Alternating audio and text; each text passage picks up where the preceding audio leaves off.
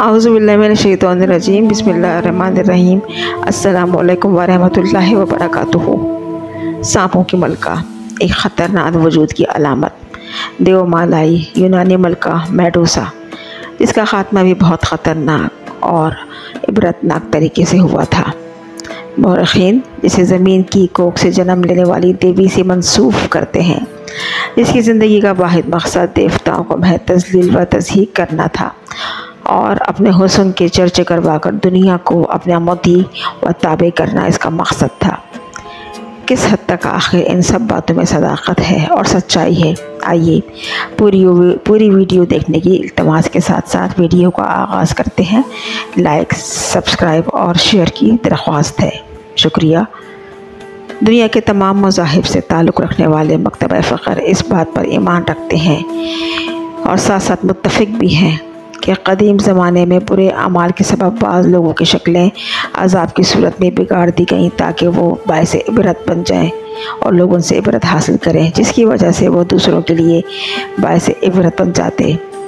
जबकि ये बात तारीख़ के अवराक़ से भी साबित होती है कि क़दीम यूनानी तारीख़ अपने अंदर कई ऐसे हवादिस व वाक़यात समोए हुए हैं जिनको अगर बेनकाब करने की कोशिश की जाए तो अक़्ल नादां हैरान और दंग रह जाए कि क्या कभी बनी नौ इंसान ने इस किस्म के अक़ायद की पैरवी भी करते थे, जिन्होंने एक खुदा की तलाश में उसको कई खानों में तक़सीम करने की गाफिलाना व मुजरिमाना कोशिशें की, इस कायनात को मुख्तलिफ़ देवताओं की सल्तनत बना डाला।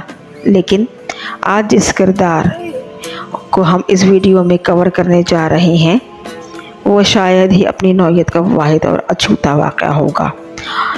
ये वाक़या एक यूनानी हसीना की ज़िंदगी की अक्कासी है जिसने पूरी दुनिया की मोहब्बत व लज़्ज़त में महव होकर न सिर्फ अपनी पहचान गंवा बैठी बल्कि फितरत ने भी उसे एक ऐसी अलामत इबरत बना दिया जो इससे क़बल और इसके बाद कभी किसी बदबख्त के हिस्से में ना आई।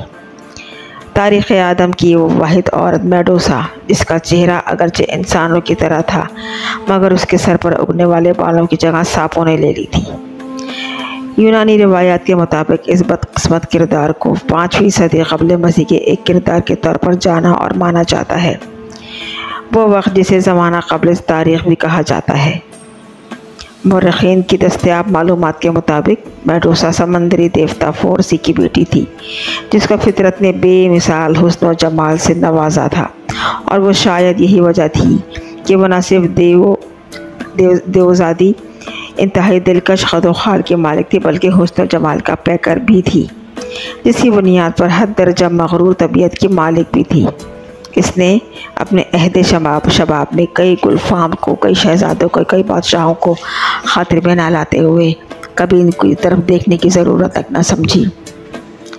लेकिन जिस तरह हर उरूज को आखिर ज़वाल ही है, इसी तरह उम्र गुज़रने के साथ साथ अपने ढलते हुस्न को देखते हुए इसने अपने अंदर एक ग़ुलाम के साथ आखिरकार इश्क का रिश्ता कायम कर लिया, क्योंकि फिर उसकी तरफ लोगों ने रुजू करना छोड़ दिया था कि यह आखिर हुस्न एक ढलता चाँद बन चुका है, जो कि उनकी हविस भरी इब्तिदा से ही इनकी आगाज़ हो चुका था। वो मोहब्बत नहीं थी, वो सिर्फ एक कशिश थी जिसका अंजाम बिलाखिर उनके दरमियान नाजायज़ और जिनसी ताल्लुक़ात की सूरत में पेश आया।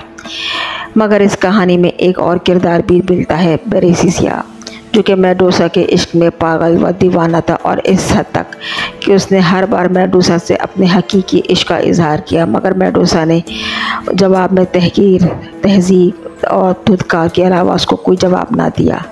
बल्कि फिर इसके बाद ये मोहब्बत नफ़रत में बदलती गई और इसने मेडूसा से बदला लेने की आखिर ठान ली।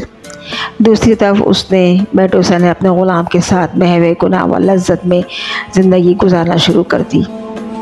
वक्त गुज़र रहा था, इसी दौरान उसे हमल किसी कैफियत महसूस होने लगी, लेकिन चूँकि वो इस अमल को दुनिया से छुपाना चाहती थी, क्योंकि उसने अपने ग़ुलाम से नाजायज़ ताल्लुकात और होने वाले उस प्रेगनेंसी को अब दुनिया से छुपाना चाहती थी, लिहाजा इसने अपने इलाक़े, अपने लोग, अपने रिश्तेदारों, अपने माँ बाप से दूर जाकर गोशानशीनी इख्तियार करने की ठान ली। दिन गुजरते गए कि अचानक मेडूसा का ख्याल आया कि कब तक वो इस ग़ुलाम को दुनिया से छुपाती रहेगी, बिलखुसूस अपने ख़ानदान और अपने घर वालों से। लिहाजा वो यूनान छोड़कर कहीं और कुछ करने का इरादा कर बैठी। कहा जाता है कि मेडूसा ने अपना मुल्क यूनान छोड़कर जिस मुल्क में बना ली वो आज के मौजूदा दौर का अफ्रीका के नाम से दुनिया जानती है। जिस दौर में मेडूसा अफ्रीका की तरफ रवाना हुई उस दौर में अफ्रीका जैसे मुल्क को सांपों का गढ़ कहा जाता था, क्योंकि वहाँ आबादी नहीं थी, सिर्फ जंगल, बयाबाम, दरिया, समंदर और हशरातुल अर्ज़ और जानवरों की अमाजगाह थी। मेडूसा ने अपने हमल के दौरानिए को अफ्रीका में गुजारने का फ़ैसला कर तो लिया था, मगर उसने एक बात महसूस करना शुरू की कि उसके बाल सर से तेज़ी से गिरना शुरू हो रहे हैं और उसकी खूबसूरती मान पड़ती जा रही है, जिस पर उसको गुरूर और नाज था। फिर कुछ ही अरसे बाद उसके बाल दोबारा उगने शुरू हो गए, जिस पर मेडूसा खुश तो हुई, मगर वो खुश उसकी जब बदली कि जब उसके बाल बड़े हुए तो उसको ये हकीकत आश्कार हुई कि बालों की जगह छोटे बड़े सांपों ने उसकी जगह ले ली है। मतलब बालों की लटों की जगह उसकी जगह बालों में सर से सांप उगने लगे थे। ये बात किसी भी ज़ीरो इंसान के होश लर्जा देने के लिए काफ़ी है, जबकि मेडूसा सिर्फ इस हालत का शिकार थी, बल्कि जो लोग इसकी खूबसूरती का दम भरते थे अब उससे कराहियत महसूस करने लगे थे और उससे दूर भागने लगे थे, और कोई इसके नज़दीक आने से भी डरता था, जो कि मेडूसा के लिए इंतहाई तकलीफ़देह बात थी। जिसके दम भरने वाले दुनिया आज उसकी खौफ, उसकी नफ़रत और उसकी कराहियत से दूर भाग रही थी। वो हर गुज़रते शब व रोज़ के साथ बेताबी, बेचैनी और इत्तराब का शिकार हो चुकी थी। सर पर सांपों के मस्कर ने इसके चेहरे की हैयत को भी बिगाड़ के रख दिया था। वो खूबसूरत चेहरा के जिससे लोग दीवाने थे, आज उस चेहरे को कोई देखना पसंद भी ना करता था। इन सब बातों के बाद उसको एक बार फिर अपने वालिदैन से मिलने की ख्वाहिश जागी। चुनाचे उसने एक बार फिर यूनान की तरफ रुख किया और सफ़र गामज़न हो गई। इसी दौरान उसने एक बात का शिद्दत से मुशाहिदा किया कि वो बात ये थी कि जो इंसान भी मेडूसा की तरफ एक निगाह डालता वो पत्थर का बन जाता। इस खौफनाक शक्ल सूरत और सांपों के खौफ ने कई चेहरों को पत्थर का बना डाला था। लिहाजा उसने यूनान का सफ़र तो शुरू किया, मगर वालिदैन के पास जाने का इरादे को तर्क कर दिया कि कहीं उनको देख के उसके वालिदैन भी पत्थर का मूरत न बन जाएं। यूनान पहुंचते ही इसे जिस मसले का सबसे बड़ा सामना करना पड़ा वो ये था कि ब्रेसियस नामी जो शख्स जो इसकी मोहब्बत में दीवाना था और मोहब्बत की दीवानगी के बाद अब उसकी नफ़रत में उसके खून का प्यासा बन चुका था और उसको बदला लेने की आग में जल रहा था, और जो उसकी तमाम गैर अखलाकी हरकत व हालात से बाखूबी वाकिफ़ था। मेडूसा की खूबसूरत और उसकी हकीकत दोनों उसके सामने आया थी। चुनाचे उसने इलाके के लोगों के सामने मेडूसा की सारी हकीकत आया करके रख दी, जिसकी वजह से उसके तमाम रिश्तेदार उसकी जान के दुश्मन बन गए थे।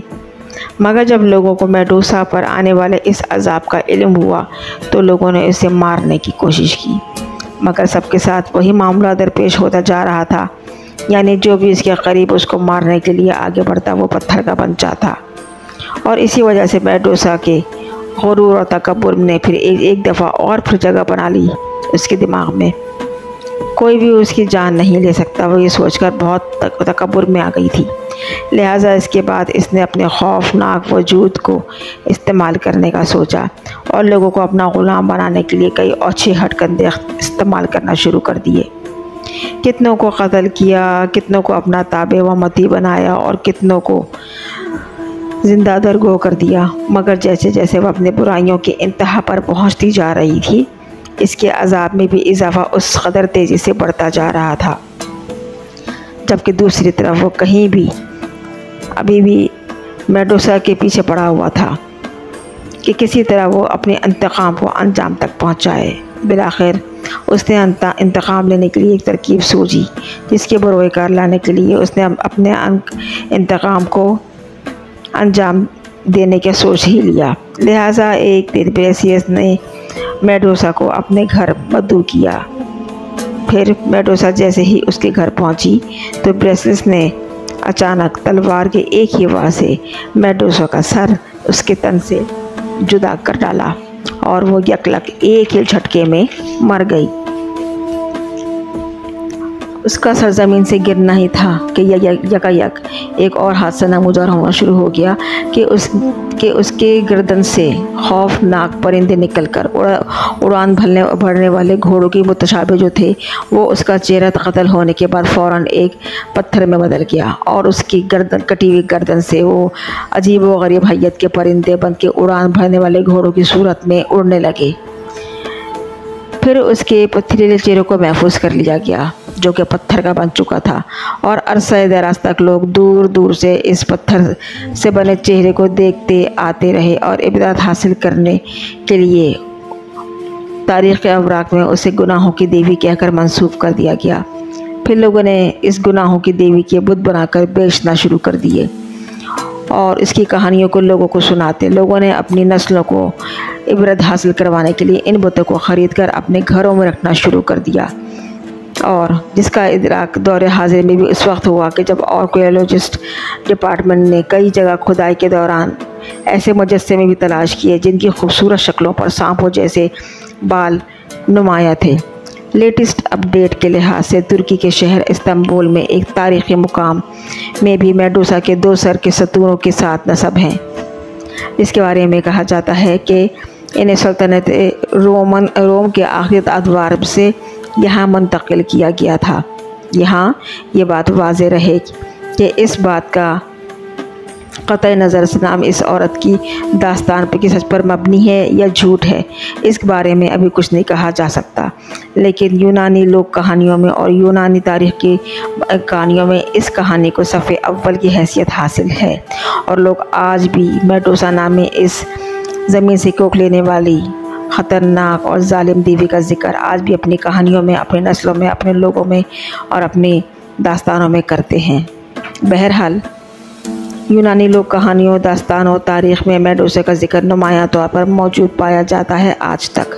मगर यहाँ फ़िक्र तलब पहलू ये है कि इस गुनाहों की देवी को मगरिब में जिस तरह पेश किया जा रहा है कि गोया वो एक ऐसी औरत थी कि जिसे खैराज तहसीन पेश किया जा रहा है और उसे मज़लूमियत की देवी बनाकर पेश किया जा रहा है कि आज की नौजवान नस्ल इस हकीकत से उसकी असल हकीकत से आगाह करने के बजाय उसको रोल मॉडल बनाकर पेश किया जा रहा है कि वो एक मज़लूम देवी थी और लोगों ने उसकी खूबसूरती और उसकी जहानत से उसको तंग आकर और हसद और जलन में उसको किस तरह कर दिया, ताकि लोगों की कुछ इस तरह जहन साजी की जा सके कि मेडूसा नाम में इस जालिम औरत को अपने तौर तरीके से ज़िंदगी गुजारने की सज़ा कुदरत ने दी। मगर हकीकत वही है जो आपको वीडियो में बताया गया, क्योंकि ये यूनानी तारीख़ की जो किताबें हैं, उनके अवराक़ हैं, उनके मुहक़्क़िक़ हैं, जो मक़ाले हैं, उनसे ये बातें आया होती हैं। और सारे यूनानी जो मुहक़्क़िक़ीन और मुफ़स्सिरीन हैं इस लोक कहानी पर मुत्तफ़िक़ हैं कि क़ब्ल मसीह से भी पहले ये वाक़या ज़हूर पज़ीर हुआ था। और इसके बाद सबसे बढ़कर ये है कि तारीख़ इससे ज़्यादा बढ़कर अल्लाह से बेहतर कोई नहीं जानता। इस वीडियो का मकसद सिर्फ उस ग़रूर तकब्बुर का आपके सामने आश्कार करना था कि जो अल्लाह ताला ने रहती दुनिया तक के लिए लोगों को मक़ाम इबरत के तौर पे रख दिया। बाकी वल्लाह आलम बिल-सवाब। अगर वीडियो पसंद आए तो प्लीज़ लाइक सब्सक्राइब ज़रूर कीजिएगा। शुक्रिया, जज़ाकल्लाह।